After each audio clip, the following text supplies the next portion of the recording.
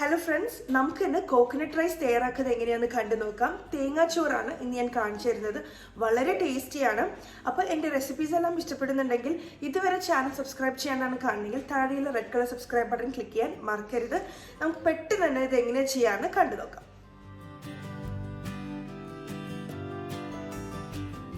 Coconut റൈസിന് ഏറ്റവും taste കിട്ടുന്നത് കൈമ റൈസ് അല്ലെങ്കിൽ ജീരകശാല അരിയും കൊണ്ട് ഉണ്ടാക്കുമ്പോഴാണ്. ഇനിയിപ്പോൾ അതില്ലെങ്കിൽ ബസ്മതി അരി ഉപയോഗിച്ചാലും കുഴപ്പമൊന്നുമില്ല.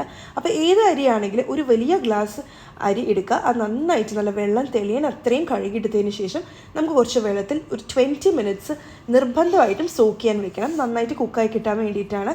പക്ഷേ 20 മിനിറ്റിൽ കൂടുതലും സോക്ക് ചെയ്യാൻ വെച്ച് പോരുത്. അങ്ങനെ വെക്കുവാണെങ്കിൽ അത് വേവിക്കുമ്പോൾ വല്ലാണ്ട് അങ്ങോട്ട് കുഴഞ്ഞു പോകും. 20 മിനിറ്റിന് ശേഷം വെള്ളം എല്ലാം ഡ്രെയിൻ ചെയ്ത് കളയണം. തേങ്ങാച്ചോറിൻ്റെ പെർഫെക്റ്റ് ടേസ്റ്റ് കിട്ടാനായിട്ട് 1-2 ടീസ്പൂൺ വെളിച്ചെണ്ണ ഒഴിച്ചു കൊടുക്കാം.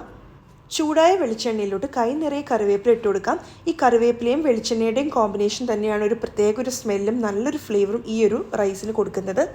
ഒരു ചെറിയ കഷ്ണം ബേ ലീഫ്, ഒരു ഏലക്ക, 2 ഗ്രാമ്പു, ഒരു ചെറിയ കഷ്ണം പട്ട, ഇത്രയും കൂടെ നമുക്കിതിലോട്ട് ചേർത്ത് കൊടുക്കാം.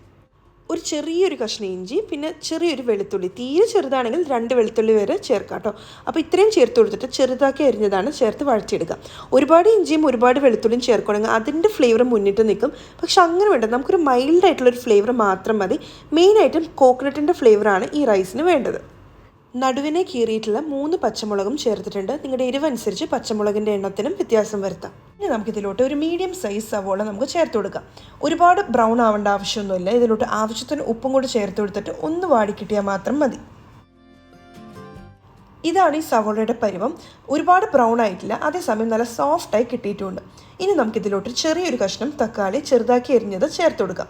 തക്കാളി ഒരിക്കലും ഒരുപാട് കൂടി പോരുത്. കാരണം കൂടി പോയിട്ടുണ്ടെങ്കിൽ ആ തക്കാളിയുടെ ടേസ്റ്റ് മുന്നിട്ട് നിൽക്കും. അങ്ങനെ പാടില്ല. ചെറിയൊരു ടൊമാറ്റോയുടെ ഫ്ലേവർ മാത്രമാണ് നമുക്ക് വേണ്ടത്. ചേർത്തിട്ടുള്ള തക്കാളി പെട്ടെന്ന് തന്നെ വെന്ത് കിട്ടും. ഒന്ന് നന്നായിട്ട് ഇതുപോലെ ഉടഞ്ഞു കിട്ടുന്ന രീതിയിൽ വേണം വേവിച്ചെടുക്കാനായിട്ട്. ഇനി നമുക്കിതിലോട്ട് തേങ്ങാപ്പാലാണ് ഒഴിക്കേണ്ടത്. നമ്മൾ എത്ര ഗ്ലാസ് അരിയാണ് എടുക്കുന്നത് അതിൻ്റെ ഇരട്ടി വേണം തേങ്ങാപ്പാൽ എടുക്കാനായിട്ട്. ഇന്നിപ്പോൾ ഞാൻ 1 ഗ്ലാസ് അരിയാണ് എടുത്തിട്ടുള്ളത്. അതുകൊണ്ട് ഞാൻ 2 ഗ്ലാസ് കറക്റ്റായിട്ട് മെഷർ ചെയ്ത് വെച്ചിട്ടുണ്ട്. അത്രയും അത്യാവശ്യം നല്ല കുറുകനെയുള്ള തേങ്ങാപ്പാലാണ് എടുത്തിട്ടുള്ളത്. അത് നമുക്കിതിലോട്ട് ഒഴിച്ചു കൊടുക്കാം. ഇനിയിപ്പോൾ ഇതിനെ ഒരുപാട് സമയത്ത് ഇളക്കിക്കൊണ്ടിരിക്കേണ്ട ആവശ്യമൊന്നുമില്ല. തീ കൂട്ടി വെക്കാം. ഈ സമയത്ത് വേണമെങ്കിൽ ഉപ്പൊന്ന് ടേസ്റ്റ് ചെയ്ത് നോക്കാം. ഉപ്പ് കുറവ് തോന്നുവാണെങ്കിൽ നമുക്ക് ഈ സമയത്ത് ഉപ്പ് ചേർത്ത് കൊടുക്കാം. അപ്പോൾ ഇതൊന്ന് തീ കൂട്ടി വെച്ചിട്ട് ഇതൊന്ന് തിളയ്ക്കാൻ വേണ്ടി വെയിറ്റ് ചെയ്യാം. ഇതൊന്ന് തിളയ്ക്കാൻ തുടങ്ങിയ ആ നിമിഷം തന്നെ ഏറ്റവും ലോ ഫ്ലെയിമിലാക്കി വെക്കാം. എന്നിട്ട് നമ്മൾ നേരത്തെ 20 മിനിറ്റോളം കുതിർക്കാൻ വെച്ചിട്ടുണ്ടായിരുന്ന അരി, അത് വെള്ളമെല്ലാം സ്ട്രെയിൻ ചെയ്ത് കളഞ്ഞിട്ടുണ്ടായിരുന്നു. അപ്പോൾ ആ അരി നമുക്ക് ഇതിലോട്ട് ഇട്ട് കൊടുക്കാം. അങ്ങനെ നമുക്ക് ഏറ്റവും ലോ ഫ്ലെയിമിൽ തന്നെ ഇതിനെ മൂടി വെച്ച് വേവിച്ചെടുക്കണം. ഇത് ഏകദേശം ഒരു 15 മിനിറ്റ് മുതൽ 20 മിനിറ്റിനുള്ളിൽ തന്നെ റെഡിയായി കിട്ടും. അപ്പോൾ ഇത് ഏകദേശം ആകാറാകുമ്പോഴേക്കും ഇതുപോലെ മുകളിൽ ഇങ്ങനെ പത പോലെ വരുന്നതായിട്ട് കാണാൻ സാധിക്കും. അത് തേങ്ങാപ്പാലിൻ്റെ ഭാഗം തന്നെയാണ്. അപ്പോൾ എന്താ ചെയ്യേണ്ടത്, ഇതുപോലെ സ്പൂൺ വെച്ചിട്ട് ജസ്റ്റ് ഒന്ന് ഇതുപോലെ ഒന്ന് സ്പ്രെഡ് ചെയ്ത് കൊടുത്താൽ മാത്രം മതി. അതിനുശേഷം വീണ്ടും മൂടി വെച്ചിട്ട് അത് വേവിച്ചെടുക്കുക. കുറച്ചും കൂടെ വേകാനുണ്ട്. അങ്ങനെ ഏകദേശം 20 മിനിറ്റിനുള്ളിൽ തന്നെ നമ്മുടെ തേങ്ങാച്ചോറോട് റെഡി ആയിട്ടുണ്ട്. ഇനി നമുക്ക് ഫ്ലെയിം ഓഫ് ചെയ്തിട്ട് ഒന്ന് ഇതുപോലെ മിക്സ് ചെയ്ത് കൊടുക്കാം. നല്ല പെർഫെക്റ്റ് ആയിട്ടാണ് വെന്ത് കിട്ടിയിട്ടുള്ളത്. ഇനി ഒരു സ്റ്റെപ്പും കൂടെ ചെയ്യാനുണ്ട്. ഫ്ലെയിം ഓഫ് ചെയ്തുകൊണ്ട് തന്നെ നമുക്കിതിനെ മൂടിയെ വെച്ചിട്ട് കവർ ചെയ്യണം.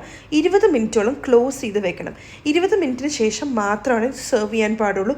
അപ്പോഴായിരിക്കും ഈ അരിയുടെ കറക്റ്റ് ഫോമും കറക്റ്റ് ടെക്സ്ചറിലും കിട്ടുക. അപ്പോൾ ഇത് കാണുമ്പോൾ തന്നെ നിങ്ങൾക്ക് മനസ്സിലാവുണ്ടാവും, ഒട്ടും തന്നെ വെന്ത് കുഴഞ്ഞിട്ടുമില്ല, അതേസമയം നല്ല രീതിയിൽ വെന്ത് കിട്ടിയിട്ടുമുണ്ട്. ഇത് വളരെ ടേസ്റ്റി ആയിട്ടുള്ള ഒരു കോക്കനട്ട് റൈസ് റെസിപ്പിയാണ് ഇനി നിങ്ങൾക്ക് ഷെയർ ചെയ്തിട്ടുള്ളത്. തീർച്ചയായിട്ടും പെട്ടെന്ന് തന്നെ നിങ്ങളെല്ലാവരും ട്രൈ ചെയ്ത് നോക്കണം.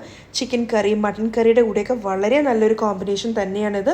അപ്പോൾ ട്രൈ ചെയ്തിട്ട് അഭിപ്രായം പറയാൻ മറക്കരുത്. എൻ്റെ റെസിപ്പീസ് എല്ലാം ഇഷ്ടപ്പെടുന്നുണ്ടെങ്കിൽ ഇതുവരെ എൻ്റെ ചാനൽ സബ്സ്ക്രൈബ് ചെയ്യാനാണ് കാണണമെങ്കിൽ താഴെയുള്ള red colour subscribe button click ചെയ്യാൻ മറക്കരുത്. Thank you so much for watching. Bye.